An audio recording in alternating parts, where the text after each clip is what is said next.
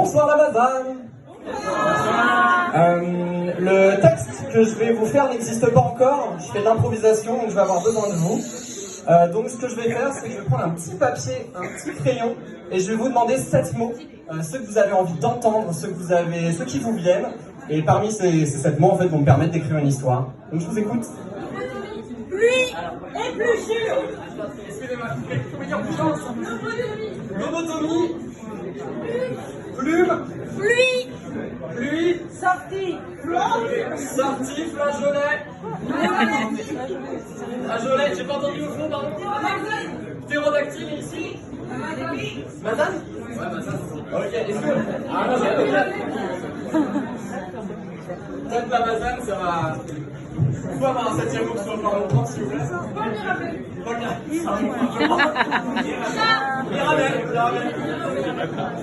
Mirabel, ah. Tiens, nos propres. Merci beaucoup à vous. On a donc 7 mots. Nous avons lobotomie, plume, pluie, sortie, flageolet, ptérodactyle et Mirabel.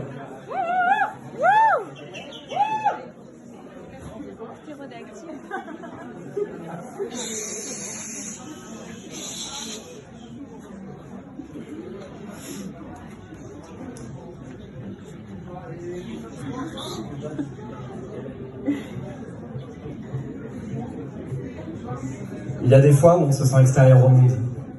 Il y a des fois où on se sent partir, on se sent isolé, on se sent seul.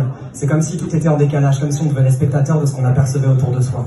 Comme si une aiguille s'était plantée entre nos yeux, une lobotomie, qui tout à coup nous anesthésiait, tout le corps qui part et seulement l'esprit qui s'éloigne dans les étoiles, qui devient un peu plus loin, de moins en moins spectateur et de plus en plus inconscient, quelque chose qui nous ramène à notre crâne, qui nous ramène à notre pensée, qui nous ramène à ce qui nous anime, quelque chose de primaire, quelque chose de connecté avec les sensations seulement et qui se déconnecte de tout le monde autour, parce que le monde autour, à ce moment-là, n'a plus assez de valeur. Le monde autour n'est plus assez là pour nous, c'est comme s'il fallait remuer tout ce qu'on a en soi et qu'il fallait s'envoler, à y perdre des plumes, à se rapprocher trop près du soleil, comme Icare.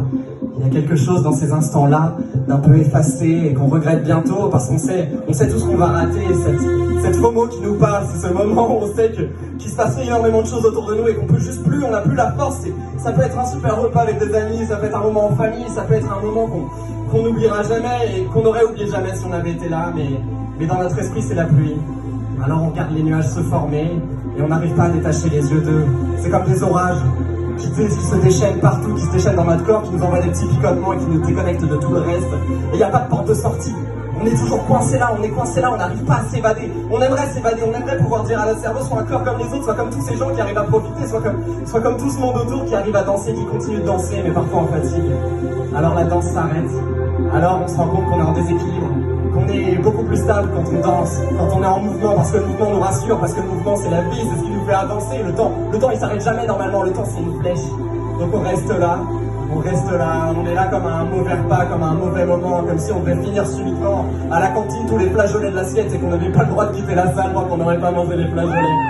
Et on remonte dans le temps, on se perd, on fait des rêves, on fait des cauchemars.